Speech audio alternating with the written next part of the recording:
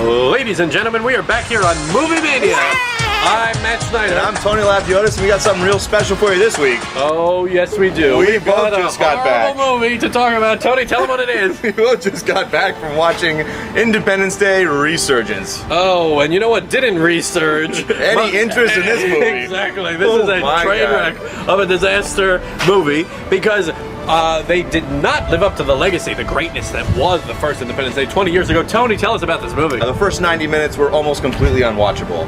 The last half hour was salvageable and a little entertaining, but who wants to sit through the 90 minutes of garbage, especially when you don't have Will Smith coming back from the first movie? But, Tony, what was your favorite scene? I think my favorite scene had to be when Jeff Goldblum and all the kids are on the bus. They're driving away from the big queen alien, and hell is falling down upon him, and then they stop to go get the puppy from the lot. It was very sweet. My favorite moment had to be when President Bill Pullman sort of awakes from his slumber and tries to rally the troops again with an inspirational speech if there's only like 5 people around, and they're like, hey everybody, listen, President Pullman's about to say something inspiring. I'm about to tweet this inspirational speech.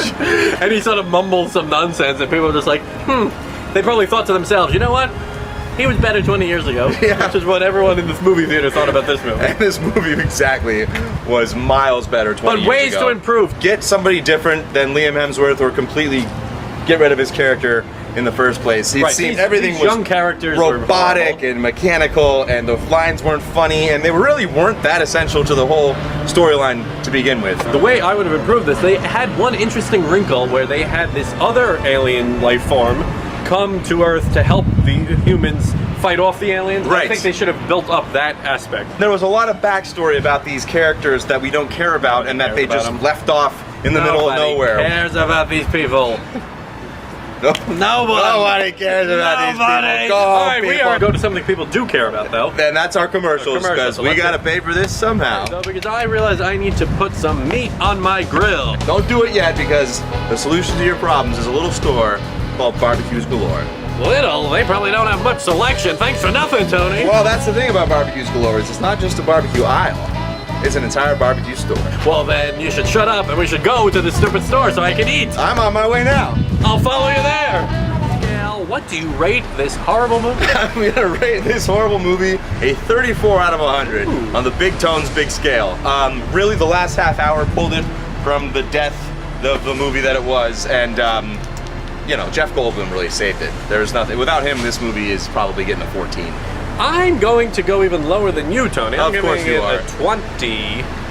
20. 20. 20. Because, you know what, it not only is a horrible movie, but it also sort of takes a little piss on the legacy that is the greatness of the first. Vivica A. Fox, you know, I mean, bless her heart, she saved a woman from the hospital, but just couldn't save herself. Just drops off. And you know what else she couldn't save? This movie. Hey. Saw that coming. Overall, just a big old disappointment, which is what a lot of people say after they spend the night with this one.